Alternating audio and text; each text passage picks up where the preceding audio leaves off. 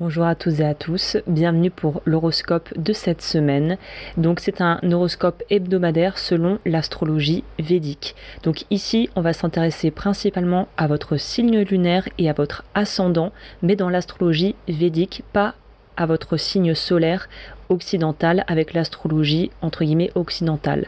L'astrologie védique, elle utilise un zodiaque différent, donc vos signes peuvent changer par rapport à ce que vous connaissez dans l'astrologie occidentale. Donc si vous ne connaissez pas encore votre signe lunaire et votre ascendant, et c'est ce qui est le plus important en astrologie védique, pas de souci, je vous ai mis en barre d'infos tous les liens et le mode d'emploi pour pouvoir calculer votre thème facilement. Une fois que vous avez vos signes, bah écoutez, c'est comme tout, vous pouvez aller à la vidéo qui correspond et l'utiliser à chaque fois que vous reviendrez sur ma chaîne, sachant que je le répète, mais en fait en astrologie védique, ce qui compte le plus c'est l'ascendant et la lune et pas forcément votre signe solaire.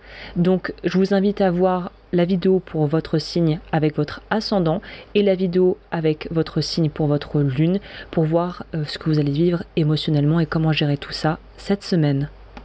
Et je me dois de faire une toute petite précision, à savoir que l'astrologie védique utilise le zodiaque sidéral qui est basé sur la position réelle des constellations, contrairement à l'astrologie occidentale qu'on connaît qui utilise le zodiaque tropical. Donc même les transits dans les planètes et dans les signes peuvent être différents, donc ne vous inquiétez pas. Bonjour les béliers, pour la semaine du 14 au 20 juillet 2025, on va voir du coup si vous avez votre ascendant ou lune en bélier, ce que cette semaine vous réserve. Donc cette semaine, la lune, elle transite dans le signe du lion où elle rencontre deux étoiles ou constellations lunaires dans l'astrologie védique qui s'appelle aussi les nakshatras. Donc vous, les deux constellations qui vont être dans le transit du lion sont très solaires, ancrées dans un besoin d'expression, de rayonnement, de dignité personnelle. Donc pour vous, natif bélier, c'est-à-dire avec votre ascendant ou lune en bélier, ce passage, elle se fait dans votre maison 5, là le transit qui se passe. La maison 5, c'est la maison du cœur, la maison de la création, des enfants, de l'amour, mais aussi de la confiance en soi. Donc c'est une semaine où votre feu intérieur il va être ravivé. Vous allez être invité à recontacter votre pouvoir créatif, votre pouvoir d'expression, vos envies profondes, ce qui vous fait vibrer, que ce soit dans votre vie personnelle ou dans un projet un petit peu plus vaste. Ce qui est favorable pour vous cette semaine, ça va être de mettre en avant vos talents, vos idées, vos élans créatifs, de vous reconnecter à une passion, à un loisir, à une activité qui vous procure de la joie et à cultiver des moments de plaisir simples sans avoir besoin de se justifier. Donc vraiment de prendre du plaisir à faire les choses et de passer du temps aussi avec des enfants si vous en avez autour de vous ou tout simplement de vous reconnecter à votre enfant intérieur. Ce qu'il faut éviter cette semaine, douter de sa légitimité, douter de votre capacité à réussir, vouloir plaire à tout prix et rechercher une validation extérieure sans vous écouter. L'énergie à cultiver, ça va être la confiance dans votre feu intérieur, en fait votre feu vital.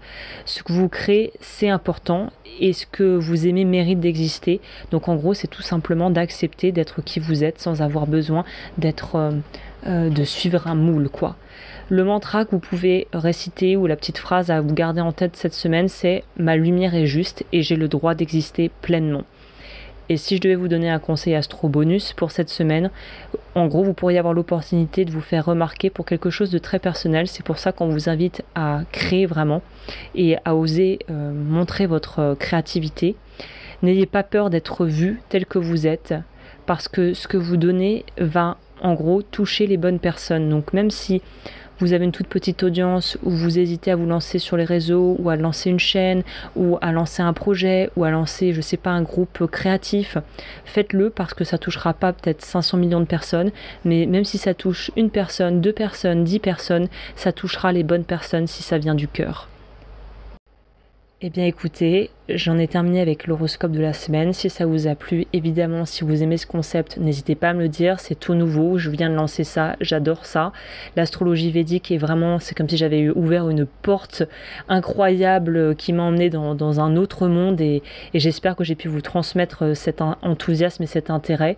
J'espère aussi que ça va vous aider concrètement dans vos vies.